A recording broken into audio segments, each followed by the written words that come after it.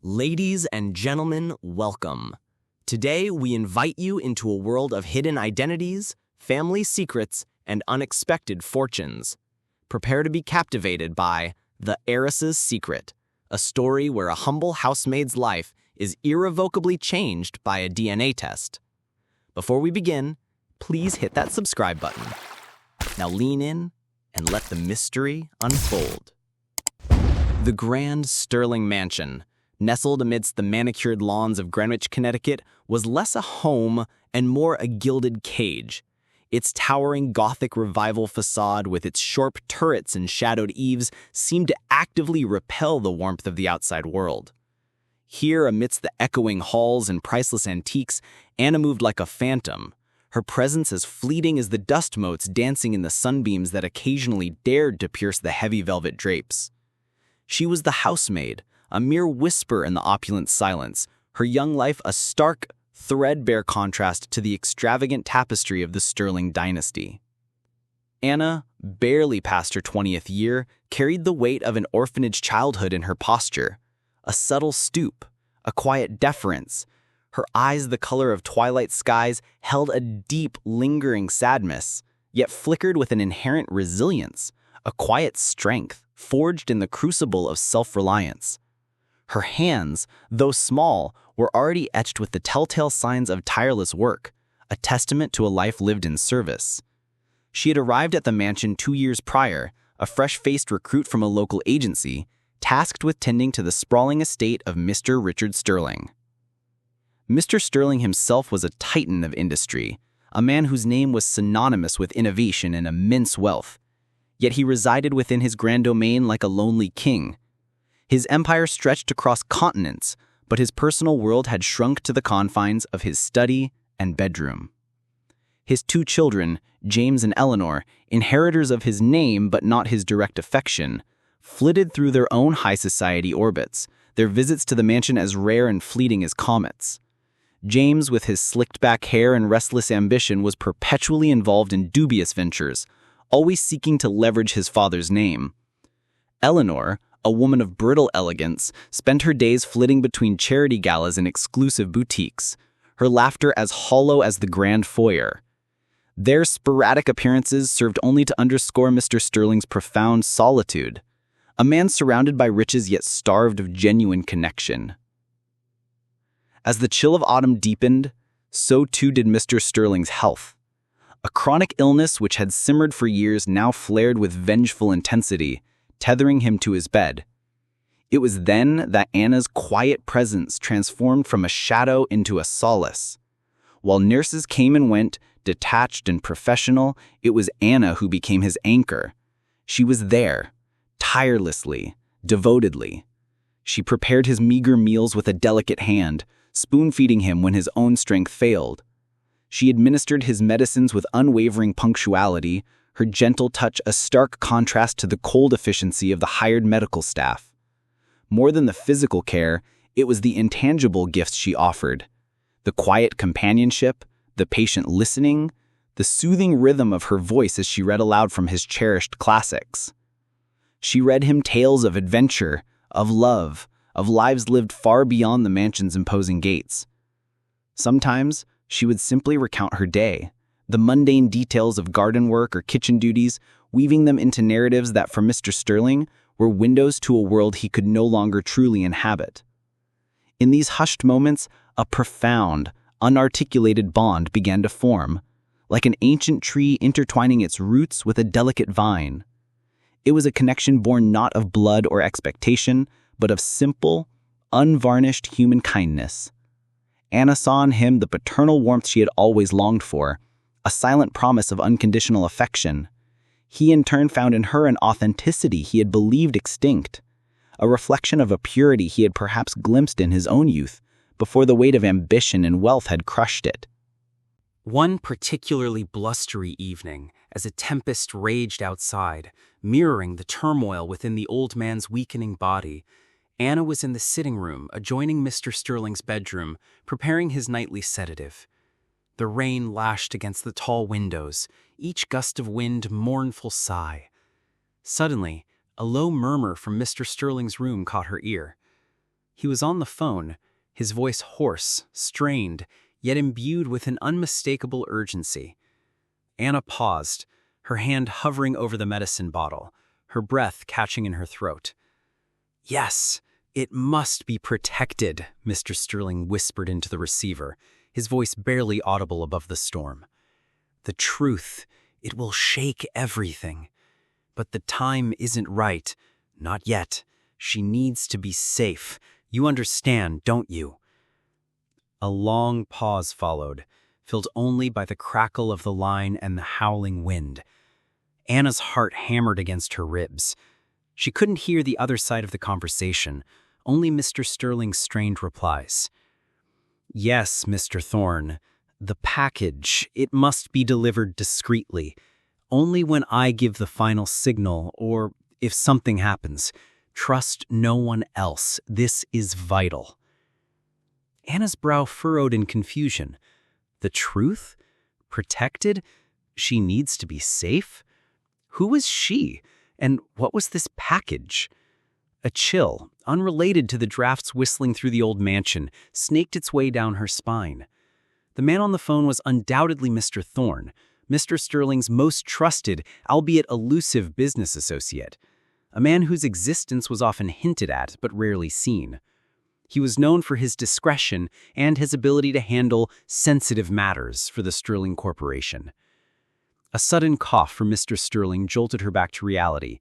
She quickly poured the medicine, her mind racing.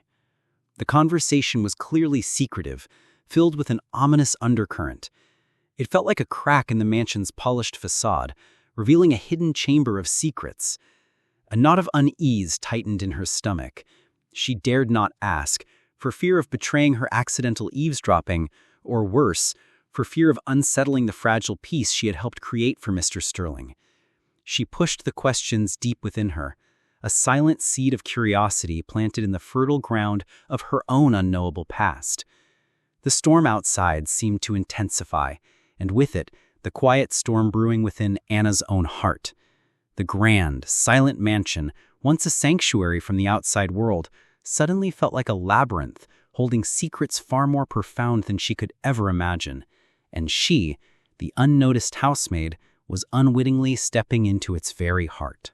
The hush that fell over the grand drawing room of the Sterling mansion after Mr. Richard Sterling's passing was not one of reverence, but of simmering expectation. It was a silence so thick one could almost taste the unspoken calculations, the silent tallying of fortunes, even before the will was read. The air, usually crisp and scented with antique polish, now hung heavy with a peculiar mix of forced mourning and thinly veiled avarice. James and Eleanor, dressed in designer black that seemed to absorb every ray of light, embodied this stark contradiction.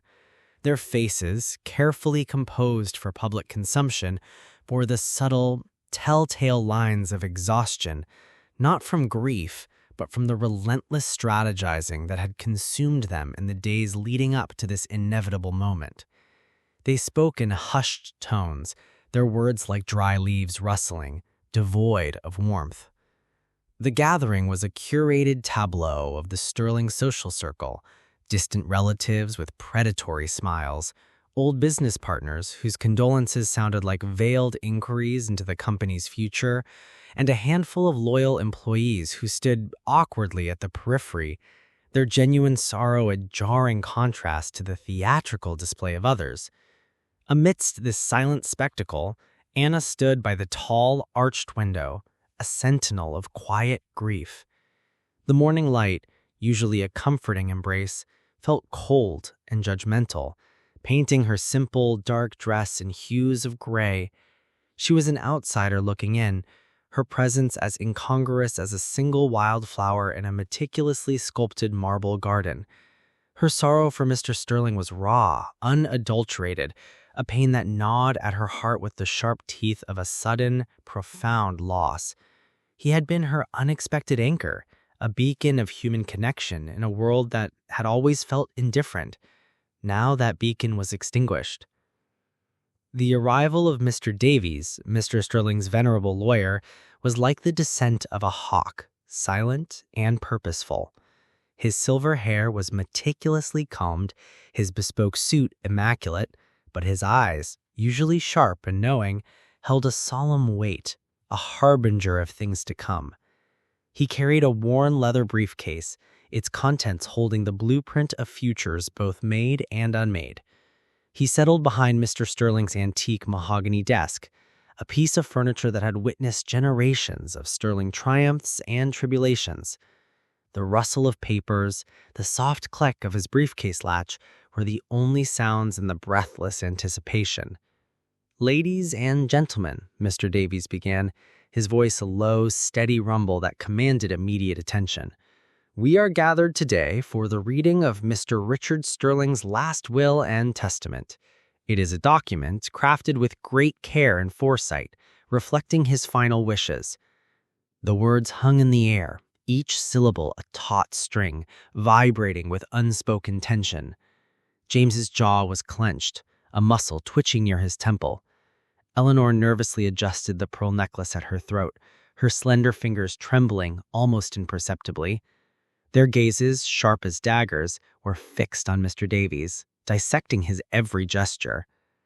Mr. Davies proceeded through the preliminary clauses, detailing various smaller bequests to charities, long-standing employees, excluding Anna, a fact she noted with a pang of quiet resignation, and distant relatives.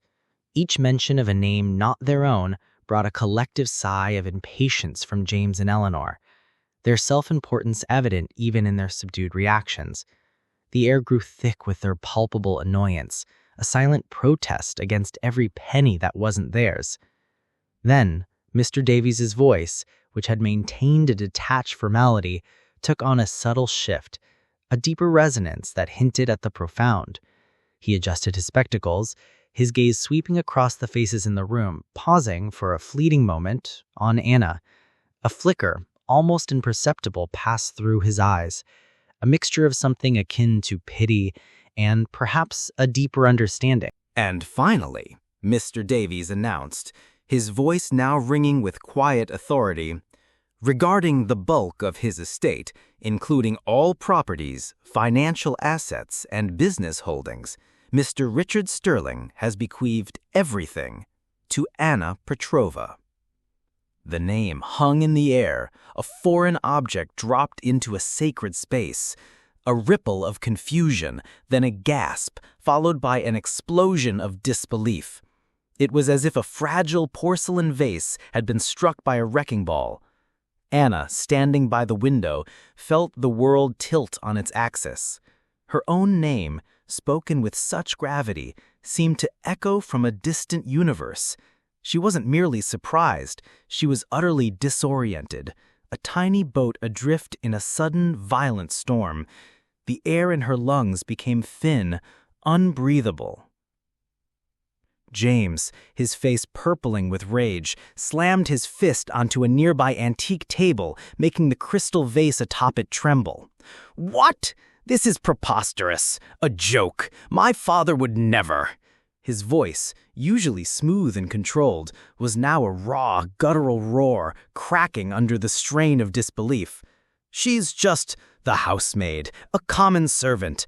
The disdain in his voice was a physical blow, sharper than any fist. Eleanor, equally incensed, shrieked, her perfectly manicured hand flying to her mouth. "You must be mistaken, Mr. Davies. This is a forgery, a trick. She's manipulated our poor ailing father. This woman is nothing but a gold digger, a deceitful parasite preying on the vulnerable." Her accusations, delivered with theatrical venom, were designed to poison the atmosphere, to paint Anna as a villain in this unexpected drama. The room erupted into a cacophony of gasps, whispers, and furious murmurs. The other relatives, who minutes ago had been seething in polite silence, now openly gawked at Anna, their faces a canvas of shock, suspicion, and thinly veiled schadenfreude.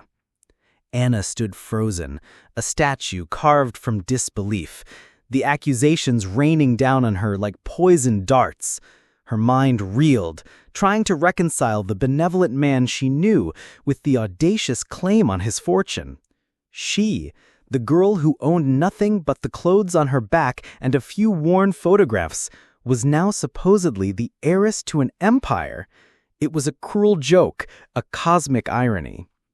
Yet, amidst the swirling chaos, a single image cut through Anna's days. Mrs. Henderson, the elderly housekeeper who'd been a quiet fixture in the Sterling household for decades, stood slightly apart from the throng, near the fireplace. Her usually stoic face was a mask of complex emotions. As the accusations against Anna reached a peak fever, Mrs. Henderson's gaze, old and knowing, locked with Anna's. It was a look that transcended the present fury, carrying the weight of decades. It held a profound sorrow, a deep, aching pity, but also something else, a fleeting, almost imperceptible spark of recognition, a silent plea, as if she wanted to convey a message without words.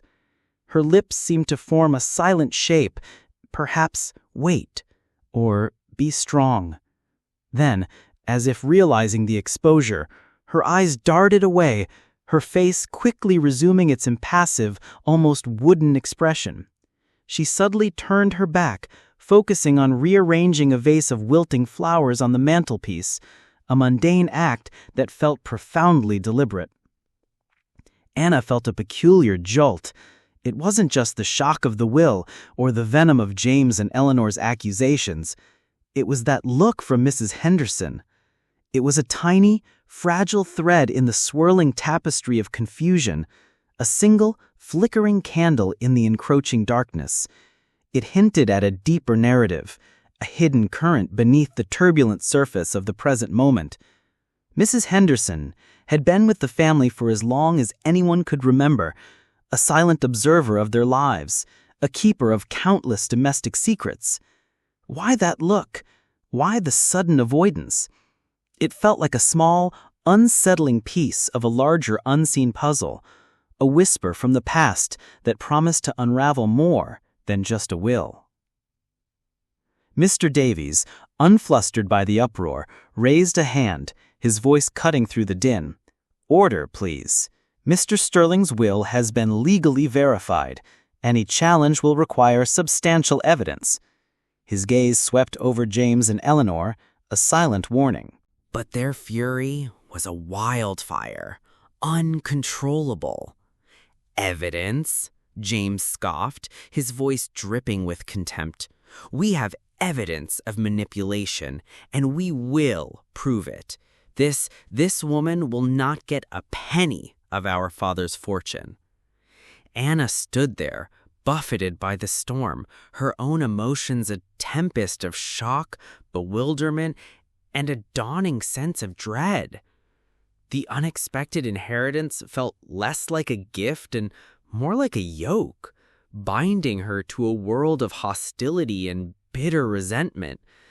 The glint in Mrs. Henderson's eyes, however, offered a strange, unsettling comfort, a tiny pinprick of light that suggested this story was far from what it seemed on the surface.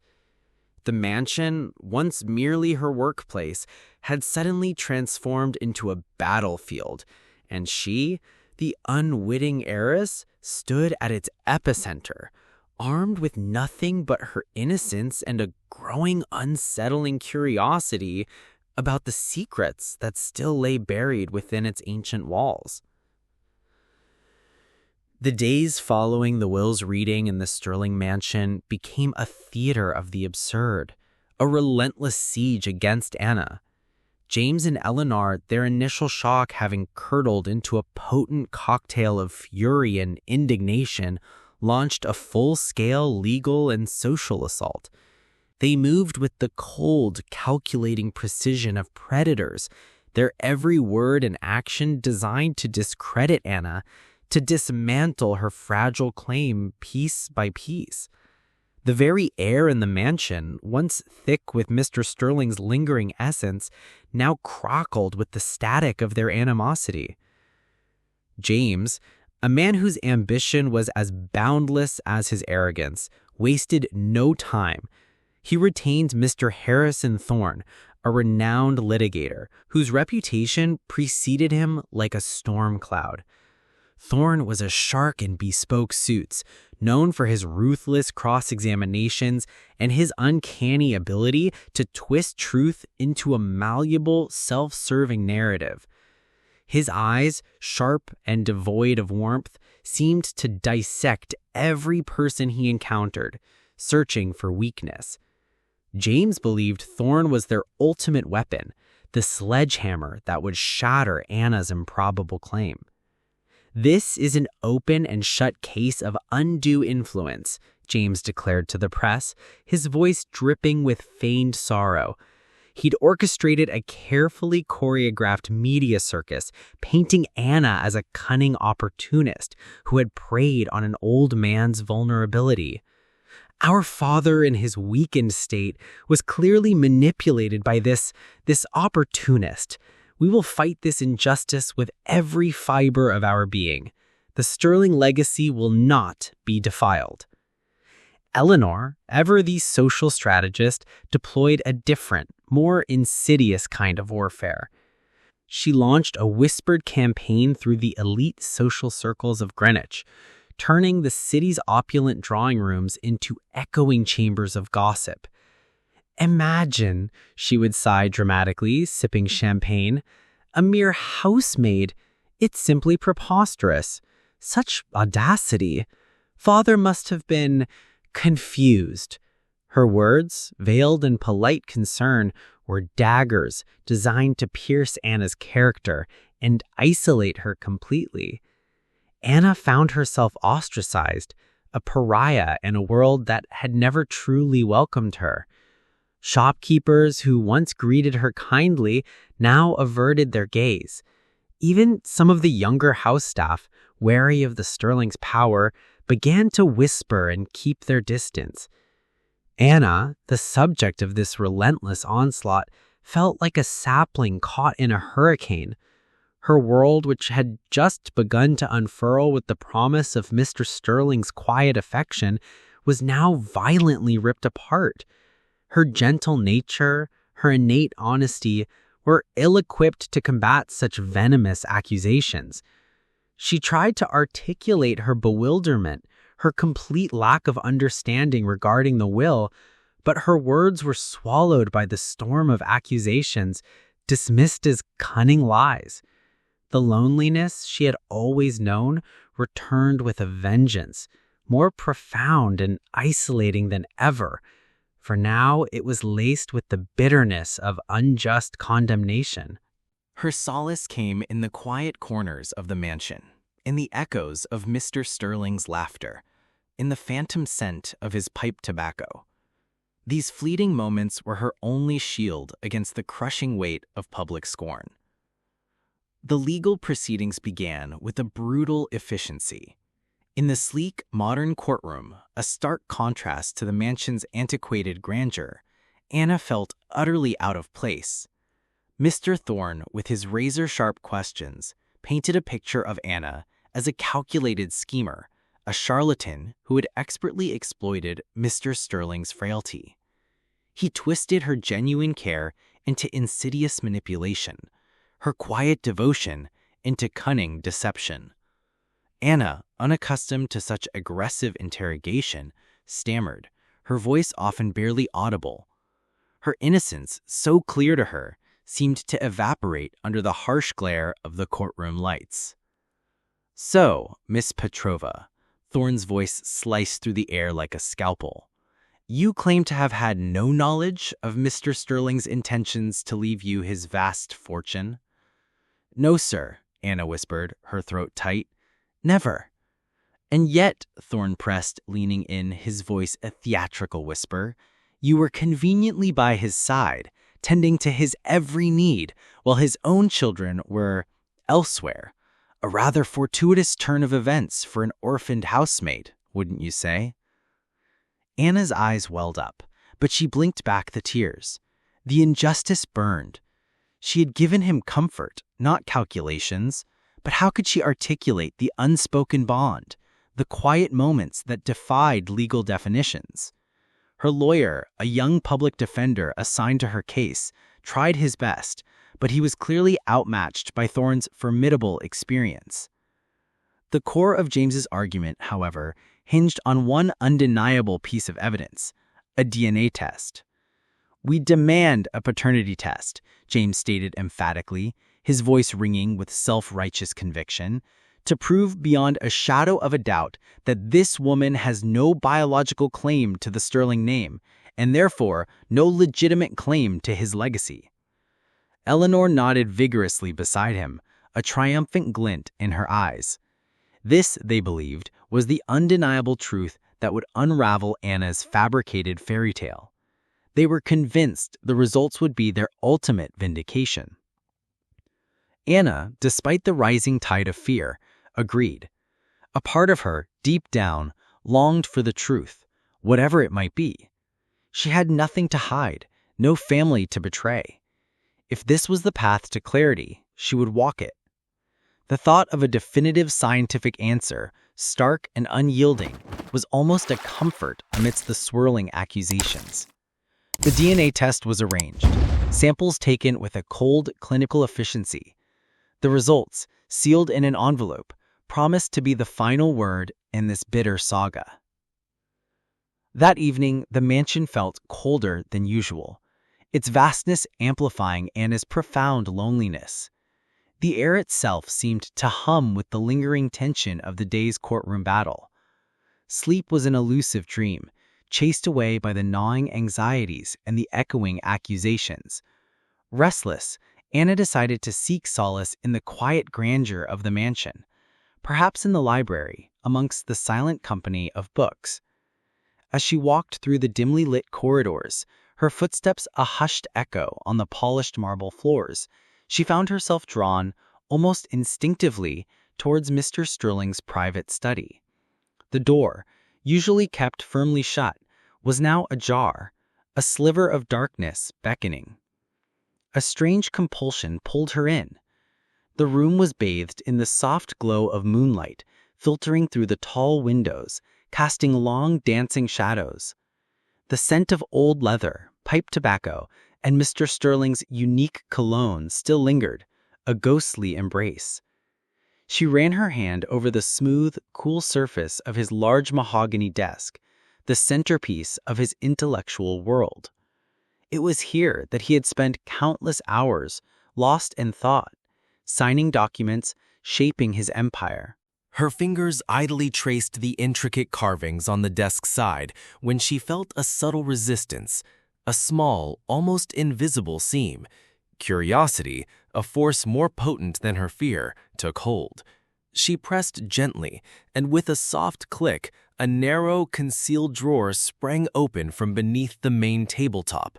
It was so cleverly hidden, blending seamlessly with the wood grain, that one would never suspect its existence. Her heart pounded. This was not a place for a housemaid's prying eyes, yet a stronger force compelled her.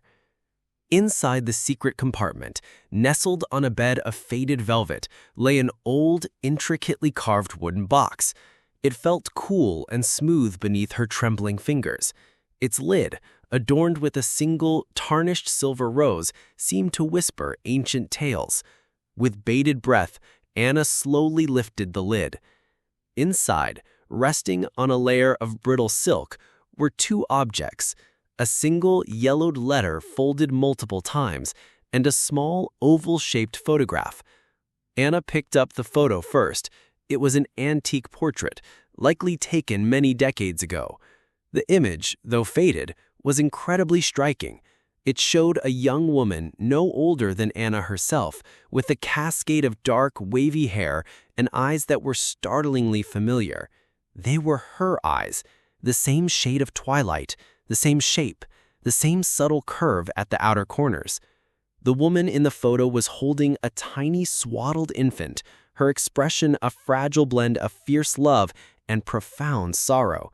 The baby's face was indistinct, but Anna felt an inexplicable jolt of recognition, a primal tug at her soul.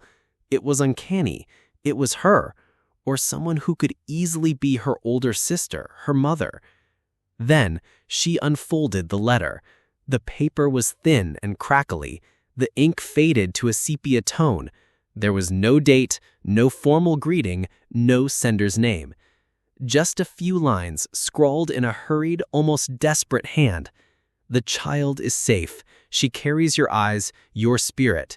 Keep the secret to the grave for the safety of all concerned. The price of exposure is too high. She still trusts you. Forgive me.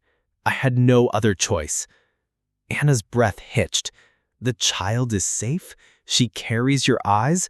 The words swam before her, forming a terrifying, exhilarating hypothesis. Her head spun. The woman in the photo, the child, the secret. It was a kaleidoscope of fragmented clues, hinting at a past far more complex, far more dangerous than she could ever have imagined. The mansion, which had previously felt like a cage, now felt like a vault, holding not just wealth, but lives, destinies, and truths that had been meticulously buried.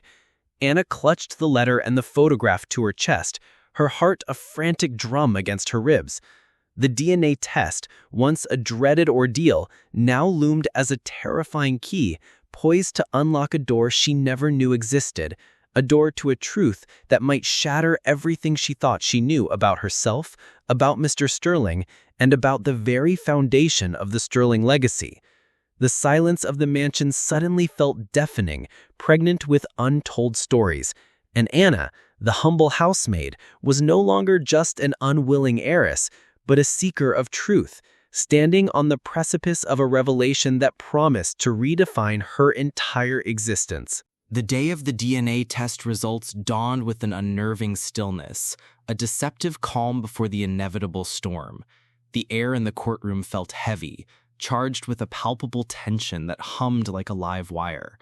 Every gaze was a pinprick on Anna, who sat rigidly at the defense table, the faded photograph and cryptic letter from Mr. Sterling's secret compartment burning in her thoughts like embers beneath ashes. Her hands, clasped tightly in her lap, were cold, despite the warmth of the room. She felt as though she stood on the edge of a precipice, staring into an abyss of the unknown, the whispers of the past echoing in her ears. James and Eleanor sat across the aisle, their faces a mixture of smug anticipation and barely contained triumph. Mr. Harrison Thorne, their formidable lawyer, exuded an aura of calm confidence, like a predator awaiting its prey. He occasionally glanced at Anna, a faint, almost imperceptible smirk playing on his lips, as if he already knew the outcome and relished the imminent downfall of this unexpected adversary. To them, this was merely a formality, the final, undeniable proof that would restore their rightful inheritance and put the audacious housemaid back in her place. The judge, a stern woman with a no-nonsense demeanor, called the court to order. "Mr. Davies," she stated, her voice cutting through the hushed murmurs, "are the results of the DNA test ready for disclosure?" Mr. Davies rose, his usual composed demeanor subtly fractured by a deep solemnity. He held a thick, sealed envelope, its official stamps and seals a stark reminder of the gravity it contained. His eyes, usually cool and professional, met Anna's briefly, and in that fleeting moment, she saw not just the lawyer, but a flicker of a man burdened by profound knowledge. It was a look that confirmed her darkest suspicions even before a single word was spoken.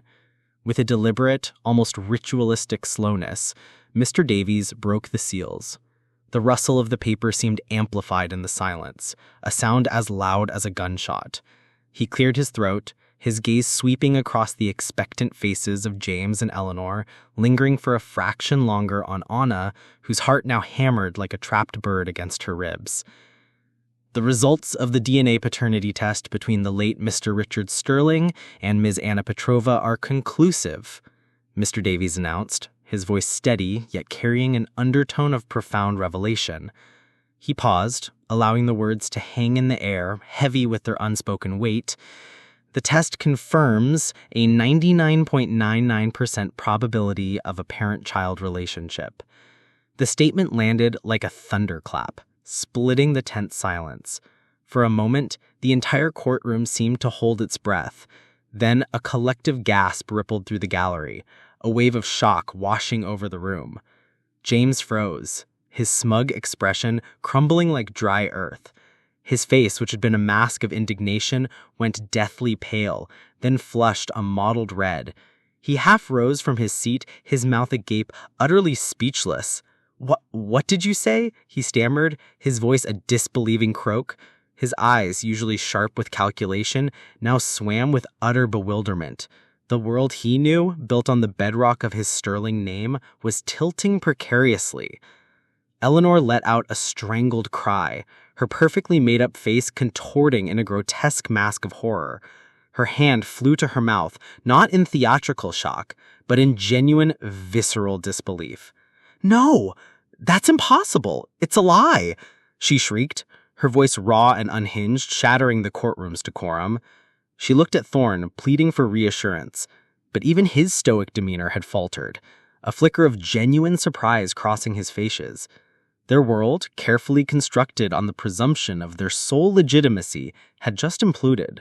Anna, on the other hand, felt a strange, ethereal disconnect.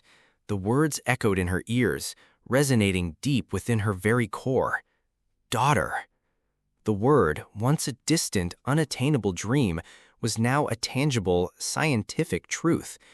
Tears, not of sorrow, but of profound, overwhelming emotional release, welled in her eyes, blurring the faces around her. The faded photograph of the woman and child, the cryptic letter, they clicked into place, pieces of a puzzle she hadn't known she was solving. Mr. Sterling, her kind, lonely Mr. Sterling, was her father.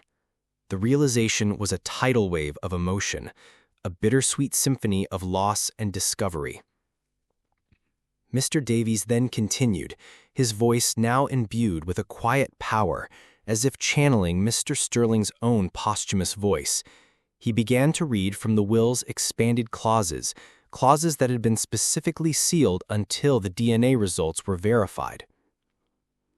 Mr. Richard Sterling deeply regretted the circumstances that prevented him from publicly acknowledging Anna Petrova as his daughter during his lifetime. This was due to a sacred yet painful agreement with his late wife, Mrs. Evelyn Sterling. A collective murmur swept through the room. The elegant, formidable Mrs. Evelyn Sterling, long revered as the epitome of grace and discretion, was now being implicated in a secret of this magnitude.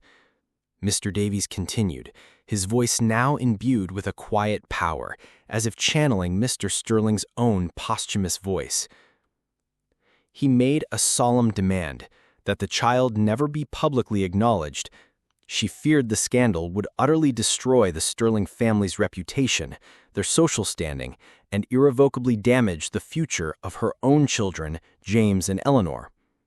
In exchange for Mr. Sterling's compliance and absolute secrecy, Mrs. Evelyn Sterling vowed never to reveal the truth, thereby preserving the public facade of their marriage and family. James and Eleanor listened, their faces frozen masks of dawning horror. The story, a carefully constructed illusion of their perfect family, was crumbling before their eyes, revealing layers of deceit and sacrifice they never imagined. Suddenly, a choked gasp cut through the courtroom. All heads turned towards the back, where Mrs. Henderson, the elderly housekeeper, stood. Her face was ashen, her eyes wide with a mixture of terror and an unbearable agony. She swayed precariously, her frail body trembling like a leaf in the wind. Before anyone could react, she crumpled to the floor, her carefully maintained composure finally shattered. Chaos erupted again. Medics rushed to her side, but as Mrs. Henderson slowly regained consciousness, her eyes, filled with a newfound desperate resolve, fixed on Anna. She struggled to speak, her voice a raspy whisper. "Anna, my dear girl, I can't keep it anymore." James and Eleanor's lawyer, Thorne, immediately tried to interject, sensing the imminent unraveling of yet another layer of secrets.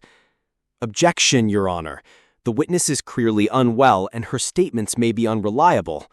But the judge, her gaze fixed on the old woman, waved him off. "Let her speak. This court seeks the full truth." With immense effort, Mrs. Henderson pushed herself up, leaning heavily on the medic's arm. Her gaze was solely on Anna, a lifetime of guilt pouring out through her eyes. It was Evelyn, Mrs. Sterling. She made me do it, Anna. Mrs. Henderson rasped, her voice gaining a surprising strength fueled by decades of suppressed torment. She found out about you, Anna, about your mother. She was furious, terrified of the scandal. She threatened me, Anna. She threatened my own family, my grandchildren back in the old country. She said if I didn't take you away, if I didn't put you somewhere where no one would ever find you, she would ruin us all. She promised she'd make sure my family lost everything, that they'd be deported, that they'd starve. A collective gasp swept through the courtroom, louder this time. The image of the elegant Mrs. Evelyn Sterling, revered for her charitable works and impeccable social graces, was now being irrevocably tarnished, revealed as a ruthless manipulator. She forced me to take you to that orphanage. She said it was the only way to ensure you vanished, that the secret would die with her. I held on to the photo and that letter, the one you found, for years. I wanted to tell you, Anna. Every day I wanted to confess, but her threats, they were always in my ears. When Mr. Sterling got sick, he found out what Evelyn had done to me. He promised to make things right. He swore he would protect you. He started planning this. He knew what James and Eleanor were doing. Mrs. Henderson's confession, a torrent of long-held agony, revealed a truth far darker than anyone had imagined. It explained her furtive glance at Anna in Chapter 2, her tormented silences, her years of silent suffering under the weight of a secret she had been coerced into keeping. The contrast between Evelyn Sterling's public persona and her cruel, calculated actions was stark and chilling. As if a final, devastating blow, Mr. Davies then cleared his throat, his gaze landing heavily on James and Eleanor, who sat rigid with fear. Furthermore, he stated, his voice now devoid of any sympathy, Mr. Sterling, anticipating potential challenges and indeed betrayal, had meticulously gathered additional evidence. This includes concrete proof that after his health declined, James and Eleanor Sterling collaborated to systematically drain substantial funds from the Sterling Corporation's accounts. A new wave of shock washed over the courtroom. This was not just about inheritance. This was about criminal fraud. Mr. Sterling instructed me to reveal this. He provided extensive documentation of their unauthorized transfers, shell companies, and other illicit financial maneuvers. His will explicitly states that these funds, amounting to tens of millions of dollars, must be restituted to the Sterling Corporation, and that James and Eleanor Sterling will be held legally accountable for their actions. The revelation of the embezzlement, coupled with the monstrous secret of Anna's past and Mrs. Henderson's coerced involvement, completely unraveled James and Eleanor. Their faces were no longer just shocked. They were etched with sheer terror. The carefully constructed facade of their lives, built on privilege and deceit, had shattered, exposing a dark underbelly of betrayal and greed. Anna, the quiet housemaid, now stood not only as the rightful heir, but as the unwitting catalyst for the complete downfall of the Sterling Empire's fraudulent facade. The courtroom, once a stage for their triumph, had become the scene of their ignominious unraveling. The truth, like a relentless flood, had finally breached the dam, sweeping away all the carefully constructed lies. The courtroom descended into a tableau of stunned silence, shattered only by Eleanor's choked sobs and James's guttural curses. Mrs. Henderson's confession, a raw, unfiltered torrent of decades-old guilt, had ripped open the meticulously woven tapestry of the Sterling family, revealing not just a hidden child, but a chilling web of cruelty and manipulation. The elegant facade of Evelyn Sterling, once an unbreakable shield of social grace, lay in tatters, exposed as the architect of a profound and heartless deception. Mr. Davies, his voice now a gavel striking against the silence, seemed to carry the weight of Mr. Richard Sterling's final judgment. He held up a thick manila envelope, its contents appearing almost menacing in their stark truth. "And finally," he announced, his gaze piercing, first into James's widened, terrified eyes, then into Eleanor's tear-streaked face, "Mr. Sterling, anticipating potential challenges, and indeed the depths of betrayal he himself uncovered, meticulously gathered further evidence." The air in the courtroom grew thick, heavy with an almost palpable dread emanating from James and Eleanor. They shifted uncomfortably, their forced composure finally dissolving into outright panic. "This includes irrefutable proof," Mr. Davies continued, his voice resonating with a cold, unwavering authority, "that after his health severely declined, James and Eleanor Sterling systematically drained substantial funds from the Sterling Corporation's accounts." He held up large, laminated financial statements, their rows of numbers stark and damning. These meticulously documented transfers through various shell companies and offshore accounts reveal a calculated and prolonged act of embezzlement, amounting to tens of millions of dollars. This was not merely greed, but a deliberate attempt to cripple the corporation's liquidity, making it easier for them to seize control upon their father's passing. A gasp rippled through the gallery. This was no longer just a family drama. It was a brazen act of financial crime. The faces of the high society onlookers, previously a mixture of curiosity and judgment, now contorted into expressions of scandalized horror. The Sterling name, once synonymous with integrity, was publicly dragging through the mud. Furthermore, Mr. Davies's voice deepened, Mr. Sterling also uncovered evidence of their active psychological campaign against him.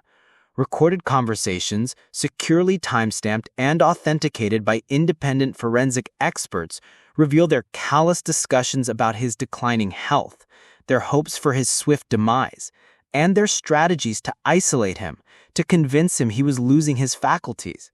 He produced a small, sleek audio recorder, placing it on the stand. The very phone call Anna overheard in Chapter 1 was Mr. Sterling speaking to a private investigator, Mr. Thorne, not the one hired by James and Eleanor, but a different, utterly discreet operative who was tasked with gathering this very evidence. Mr. Sterling, despite his illness, was a man of immense foresight and caution. He suspected and then confirmed their sinister intentions. The audio played. James's voice, chillingly detached, could be heard discussing accelerating the inevitable, and Eleanor's brittle laughter echoing, "He's old, tired, and easily confused. It's only a matter of time before he signs everything over." The voices, so familiar, now sounded alien, monstrous. The cold, calculated malice in their words sent a shiver down every spine in the courtroom. James and Eleanor sat utterly broken, their faces chalk white, eyes wide with the horror of their own unmasked depravity. They had not only betrayed their father's trust, they had actively wished for his death, a sin far more profound than mere greed. Mr. Davies then, with a profound shift in his gaze, turned towards Anna. "Finally," he said, his voice softer but no less powerful, Mr. Sterling left one last communication, a personal letter addressed solely to Anna. He presented a single, elegant sheet of parchment. In this letter, Mr. Sterling expressed the deepest regret for the circumstances that led to Anna's separation from him. He explained that his agreement with Evelyn was a desperate measure to protect Anna herself, as well as the fragile public image of the Sterling family. Evelyn, in her desperation to secure her children's future and maintain her social standing, had explicitly threatened to make Anna's life utterly miserable to ensure she had nothing if Mr. Sterling ever dared to acknowledge her publicly. Sending Anna to an orphanage, while heartbreaking, was, in his eyes, the only way to ensure her basic survival and safety from Evelyn's wrath, and to prevent a scandal that could have destroyed them all. He admitted to secretly monitoring Anna's life, always ensuring she was cared for, albeit from a distance, and that his greatest sorrow was the years of missed connection. The letter continued, painting a picture of a father haunted by a past he couldn't undo, a man who, in his final days, sought to rectify a lifetime of silence. He acknowledged the immense burden he had placed on Mrs. Henderson, offering a posthumous apology and a substantial provision in the will for her comfort and security in her old age, specifically for her courage in keeping his daughter safe and for eventually revealing the truth. He stated, Mr. Davies read, his voice resonating with deep emotion, that leaving his entire estate to Anna was not merely an act of compensation, but his last desperate attempt to publicly recognize her, to give her the sterling name, status, and security she had been unjustly denied. It was his way of saying, "You are my daughter, truly, unequivocally." The finality of the words hung in the air, a posthumous embrace from Mr. Sterling to his long-lost child. Anna felt a rush of warmth, mingled with profound sadness. The love she had shared with Mr. Sterling, quiet and unspoken, was now laid bare for the world to see, validated by the very legal instruments that had sought to deny it. The judge, her face etched with profound weariness and sorrow, looked directly at James and Eleanor. In light of the irrefutable DNA evidence, the testimony of Mrs. Henderson, and the compelling audio and financial documentation presented from Mr. Sterling's final instructions, this court rules in favor of Anna Petrova as the sole rightful heir to the Sterling estate. Furthermore, based on the overwhelming evidence of financial misconduct and premeditation presented, James Sterling and Eleanor Sterling will be immediately taken into custody. Charges of embezzlement, fraud, and conspiracy to defraud will be formally filed. The Sterling Corporation will pursue full restitution of all misappropriated funds. The gavel struck, a sharp, decisive crack that echoed through the now silent courtroom, signaling the end of one chapter and the beginning of another. James and Eleanor were led away in handcuffs, their expressions a mixture of disbelief and utter ruin. Their carefully constructed lives, built on a foundation of lies and inherited privilege, had collapsed like a house of cards. Anna stood, a fragile yet resilient figure, bathed in the soft light from the tall windows. She was no longer just the housemaid, a shadow in the mansion. She was Anna Sterling, the heiress, the orphan who had found a father, not through a search, but through the unexpected turns of fate and the unyielding power of truth. The mansion, once a symbol of her quiet servitude, now beckoned as a place of her own, filled with secrets unveiled and a future waiting to be built. Her journey had been a crucible, forging her from a timid girl into a woman of quiet strength and profound purpose. The immense wealth, once a source of bitter conflict, now lay before her, a canvas upon which she could paint a new legacy, one built on compassion, truth, and the unwavering belief that love, in its purest form, transcends even death.